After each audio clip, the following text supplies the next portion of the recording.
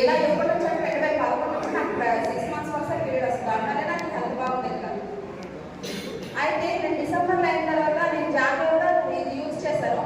Use చేసిన 5వ రోజుకి నాకు పీరియడ్ రావడం వల్ల నాకు దీనిలో రిజల్ట్ వచ్చినా కనిపించింది.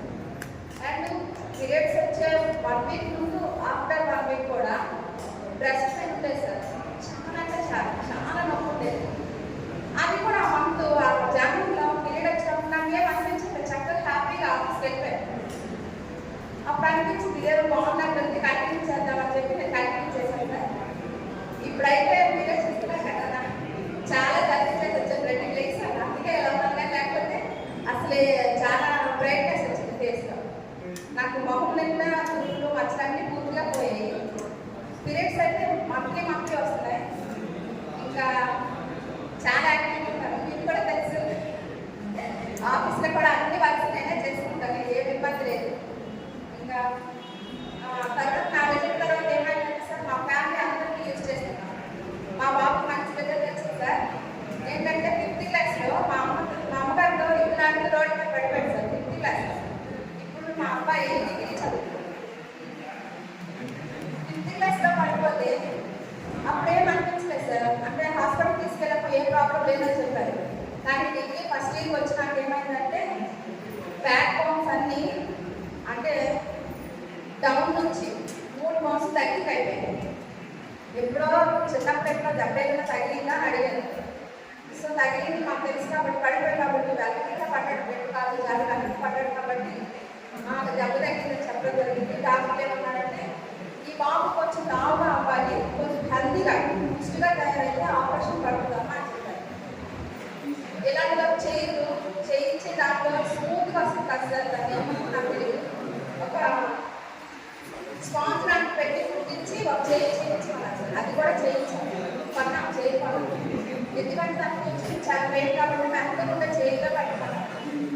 ఒక వయసున్న అబ్బాయి, డిగ్రీలో ఉన్న అబ్బాయి అంత ఇబ్బంది పడుతుంది ఎలా ఉంటుంది చెప్పండి.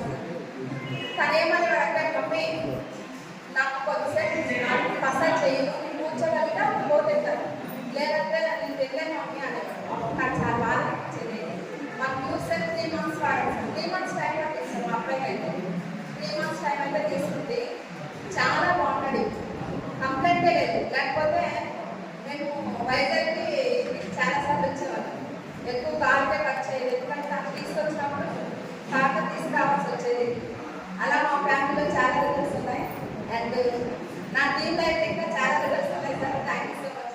ఇంకా అన్ని రిజల్ట్స్ చెప్పంటే నేను చెప్తాను, టైం ఉందంటే చెప్తూనే అంటాను. కంటిన్యూ చేయమంటారు సార్. చేయండి. వేరే వాళ్ళు ఓకే, థ్యాంక్ యూ సార్. మాట్లాడే అవకాశం చాలా థ్యాంక్స్ సార్. అండ్ మా టీమ్ మెంబర్స్ మెయిన్లీ మా మేరావల్ సార్ ఏంటంటే ఏ కష్టం వచ్చినా కాల్ చేయొచ్చు, పక్కనే ఉండి మన పక్కింట్లో తలుపుతుంటే ఎలా రియాక్ట్ అవుతారు అలా రియాక్ట్ అవుతారు సార్. అలా మాకు భరోసా ఇవ్వబట్టే నేనైతే ఈరోజు చాలా హ్యాపీగా ఉన్నాను. చెప్పాలంటే బ్యాంక్ బ్యాలెన్స్ ఒకప్పుడు 2 నెలల శాలరీ పడుతుంటే కాన్సెప్ట్ అయిపోయింది సార్. 2 నెలల శాలరీ పడుతుంది 3వ నెలకి వేరే వాళ్ళకి అడగాల్సి వచ్చేది. కానీ లక్షల్లో బ్యాంక్ బ్యాలెన్స్ అంటే చాలా హ్యాపీగా ఉంది. సూపర్. చాలా థ్యాంక్స్ అండి.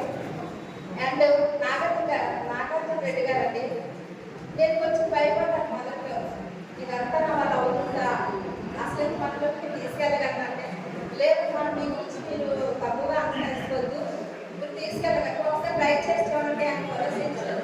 చాలా దగ్గర నాతో ఓడొచ్చేవాళ్ళు. సో ఈ సభగా మేరవల్ సార్ గారికి, లయన్ ప్రసాద్ సార్ గారికి, ఫాదర్ సార్ గారికి, నాగార్జున రెడ్డి గారికి థ్యాంక్ యూ సో మచ్ అండి. Thank you so much. సంతోషాన్ని సాయంత్రం దాకా వ్యక్తపరిచేలాగా ఉన్నారు.